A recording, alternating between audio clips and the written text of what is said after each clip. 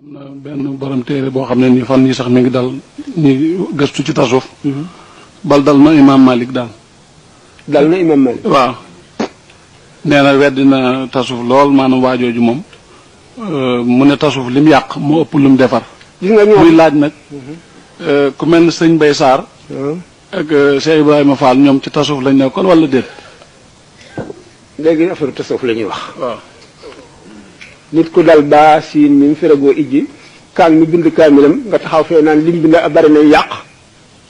duma la wuyu duma déglu sax li ngay wax duma déglu yow jàng ci école arabe yi arabe rek ay baati arabe nga jànguloo fiq jànguloo tawhid jànguloo tasawuf jànguloo leneen nga jóge fii dem ci naar yi nga xam ne amatuñu ngëm naar yi gëmatuñu dara lu ñu xamul weddi ko nga dikk di ko di coow ku toll ne ñoom ñoo ñàkk xam imam Malik ku toll ne imam Malik ilaha illallah waa joo xam ne xamul dara bu tegoon fi nga laaj ko ñetti question du la tontu ci benn lu tontu lu jub dal ci kaw ku toll ne imam Malik wala Shafi wala Abu Hanifa wala Ahmad kon warul dal ci Malik rek war na dal ci Malik dal ci Abu Hanifa dal ci Shafii dal ci imaamu Ahmad Malik dafa ne wa man tasawwaf walam yatafaqah faqad tafassaqa wa man tafaqaha walam yatasawwaf faqad tazandaqa wa man jamaa baynahuma faqad tahaqqaqa loolu la Malik wax. imaamu Shafii ci boppam moog imaamu Ahmad dañ daan dem bu ñu dikkee boo fi Seydina Maaruful Karxi radiyallahu anhum ajmaina Maaruful Karxi imaamu Shafii ak xam-xamam bu bari bi ah.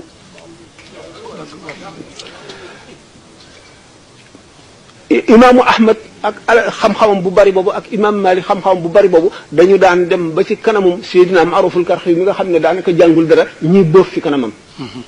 bi imaam Ahmad ibn Hanbal daan ñëw di siyaare Maaruful Karxi di boof doomam ji ne ko. waaw ndax Maaruful Karxi mi dafa xam xadis mu ne ko ci noppil lu ñu dee xam-xam lu bëgg a mel ne moom yëruñu lu bari. gisuñu lu bari tuuti lañu gis naar yi nax leen. yéen Sénégal gi nga xam ne leen yàlla defal xamuñu ko sax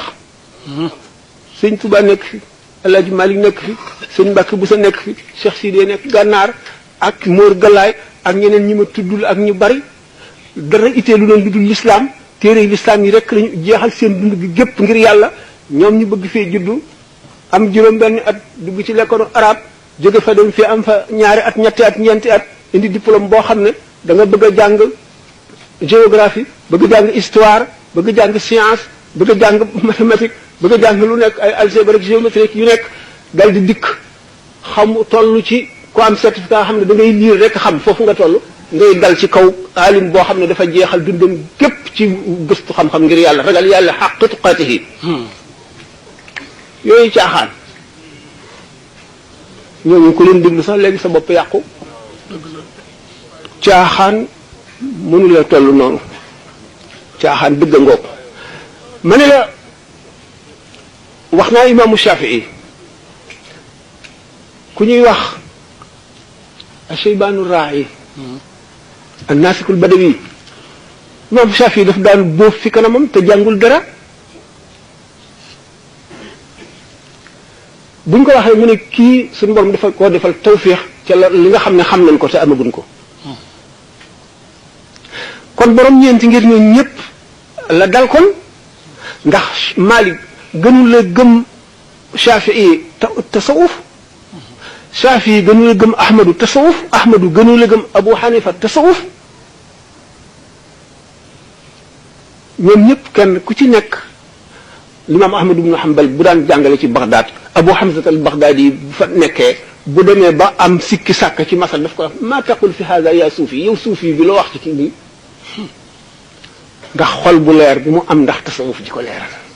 waaw mais nag ñàkk xam baaxul tasawuf lan mooy tasawuf sax lan mooy tasawuf tasawuf dafa am ay ponk juróom-ñaari ponk la bu ci nekk ci alquran la génne ak ci hadis as-sumtu